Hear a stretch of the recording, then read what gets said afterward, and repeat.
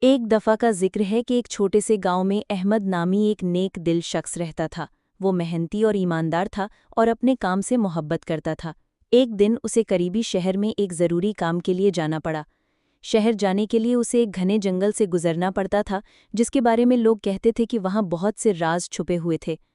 احمد نے اپنی تیاری کی، تھوڑا سا کھانا اور پانی لیا اور اللہ کا نام لے کر سفر پر روانہ ہو گیا۔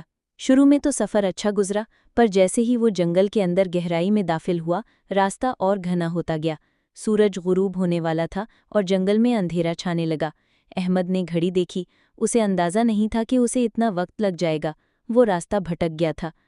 جیسے جیسے رات گہری ہوتی گئی، احمد کی پریشانی بڑھنے لگی۔ اسے سمجھ نہیں آ رہی تھی کہ اب وہ کیا کرے۔ جنگلی جانوروں کی آوازیں اسے خوفزدہ کر رہی تھی۔ اس نے ادھر ادھر دیکھا، پر اسے کوئی راستہ یا کوئی روشنی نظر نہیں آئی۔ وہ ایک درخت کے نیچے بیٹھ گیا اور اللہ سے مدد مانگنے لگا۔ یا اللہ، تو ہی میرا مددگار ہے، تو ہی مجھے اس مشکل سے نکال سکتا ہے۔ اس نے سچے دل سے دعا کی۔ اس کی دعا ختم ہوتے ہی اسے دور کہیں ایک مدھم سی روشنی نظر آئی۔ پہلے تو اسے لگا کہ یہ اس کا وہم ہے، پر جب روشنی کچھ اور واضح ہوئی تو اس میں ایک امید کی کرن جاگی۔ وہ اٹھا اور اس روشنی کی سمت چلنا شروع کر دیا۔ راستے میں اسے بہت سی مشکلات کا سامنا کرنا پڑا۔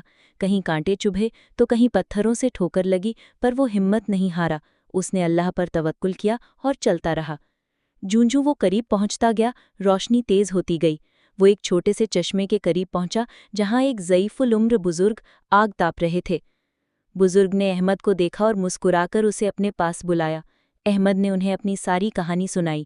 بزرگ نے اسے تسلی دی اور کہا، بیٹا، جو اللہ پر بھروسہ کرتا ہے، اللہ اسے کبھی تنہا نہیں چھوڑتا۔ بزرگ نے احمد کو کھانا کھلایا اور اسے رات گزارنے کے لیے جگہ دی۔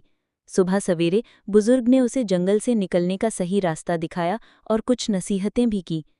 احمد نے بزرگ کا شکریہ ادا کیا اور نئے حوصلے کے ساتھ اپنی منزل کی طرف روانہ ہو گیا۔